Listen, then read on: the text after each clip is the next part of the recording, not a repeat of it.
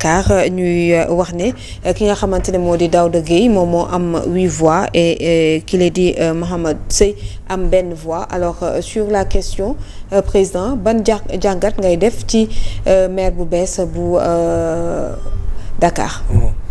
mais tout d'abord dafa mel ni Doudou Coulibaly xaw ma 3 mois assorti de sursis. oui gis naa Omar wala kii dugal ko ci groupe bi.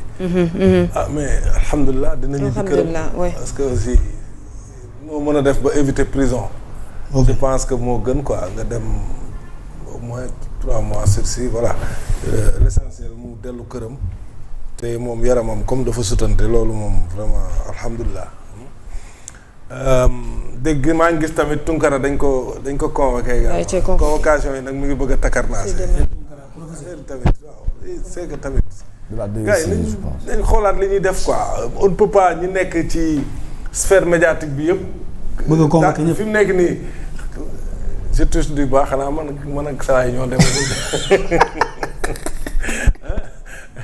yow rek moo tax ma ne je touche du bois mais attends à ce rythme là aussi c'est extraordinaire tamit mënuñu kuy wax rek mais ñu convoquer la police aussi ça pose problème loolu tamit nañ ko xoolaat waay ndax loolu day gàkkal démocratie de waaw mais pour en revenir à l'élection de mon ami Abbas c'est mon ami je le félicite au passage Abbas yow war nga ko miin parce que Abbas mooy ki nga xam ne dafa nekkoon ci école privée yi nga xam ne fa la état bi doon yóbbu étudiants yi ñu daan am jafe-jafe pour régime Macky Sall di daan fay seen xaalis comme moi je le connaissais moom c'était le porte-parole souvent buy ñaxtu que ce soit là ou pas il m'appelle su ma fi nekkee ma ne ko maa ngi fi bu ñëwee ñu génne caméra génne kenn mu jël ko mu def ay ñaxtoom ñu dagg ko jàllale ko su ma fi nekkul aussi ma woote fii rédaction xool kan moo fi nekk ma boole leen pour que ñu jël ko donc ku ma xam la je le félicite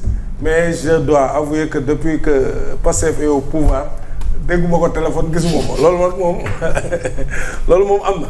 Maintenant pour en revenir à son élection the politique élégance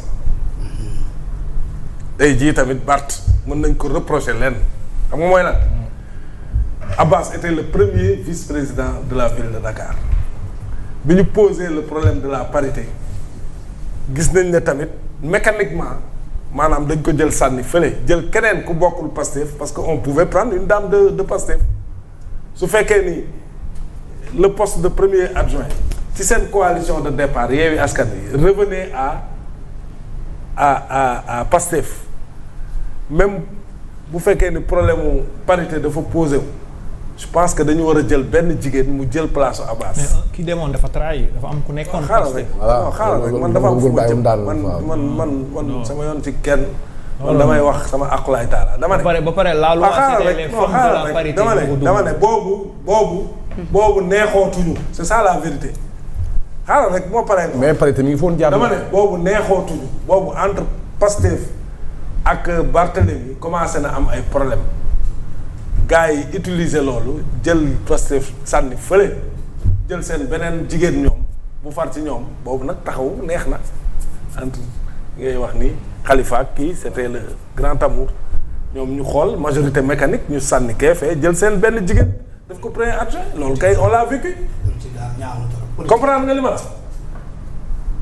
tey nag c'est le contraire qui se produit c'est-à-dire moo tax ma ne la politique élégance la gis nga nit kuy politique dafa am loo xam ne da nga ko war a jommale sa bopp ak foo mën a féete nag ña daan politique bu njëkk ba loolu lañ doon jiital mooy élégance yenn saa yi majorité mën na la may dara sax nga xam ne dafa ñaaw nga bañ ci tàbbi loolu mooy politique boobu la ñu war a indiwaat et non pas lu ma majorité may ma jël ko même su fekkee ni sax day salfaañe la ma waxoon et ça loolu ça fait revenir li waa Pastef waxoon ci bi fi président Macky Sall nekkee kii rappelé na ko xaw ma kii Ousmane Sonko moo taxawoon ne Macky Sall daa bëgg a nangu poste Barthélémy Dias te bu ko nangoo ñu fekk ko pale nangu poste am. mu ngi koy wax ville de Dakar ci bunt bi.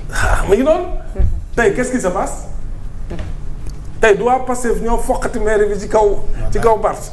donc nit ñi nañuy xool c'est-à-dire nañ bàyyi opportunisme bi ñu nekkee c'est-à-dire li ngay wax c'est en fonction fi nga féete ak li la arrangé loolu principe amu ci nit ñi nañuy politique gu principe ci li ngay dem na nekk loo xam ne da nga koo gëm.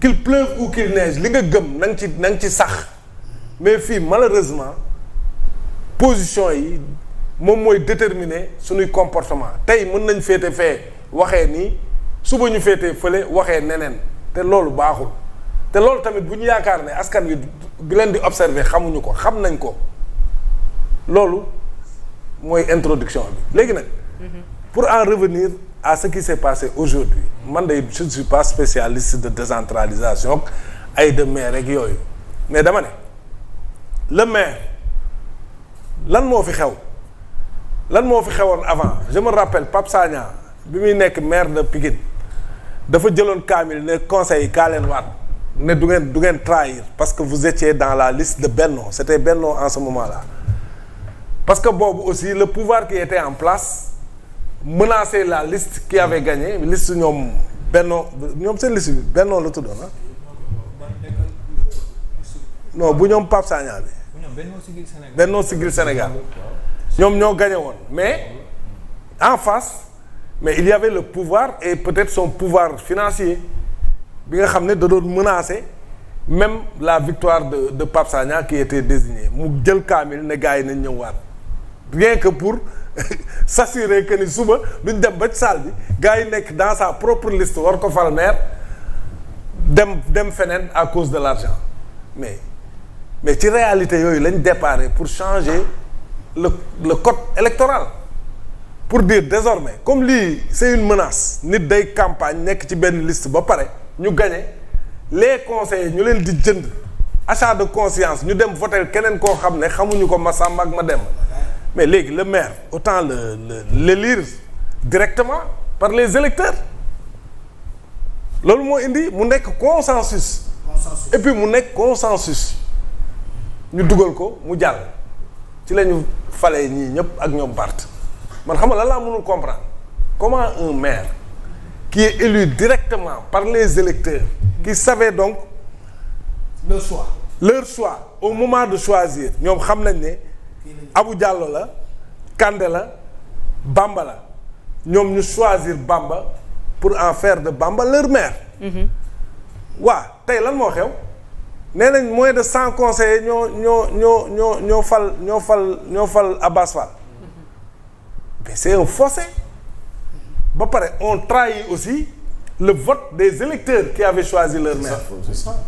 c'est ça au suffrage. donc man le maire il est élu ba pare loolu ça revient Barthélémy Diaz dañ ko révoqué en tant que conseiller municipal mais Barthélémy Diaz a été maire d'abord Barthélémy au moment du premier conseil municipal dafa ñëw en tant que maire c'est toute la différence alors que auparavant c'est le préfet qui vient qui organise une élection au sein du conseil conseil bi ñooy tànn seen maire ñu compter foofu ba xam kan moo gagné bii nag bu ñu paree élection ci ngoon gi xam nañ kan mooy maire bien avant même la proclamation des résultats xam nañ kan mooy maire localité. Le préfet n'intervient que pour installer. non le préfet et c'est le maire même c'est le maire qui est élu qui installe les adjoints.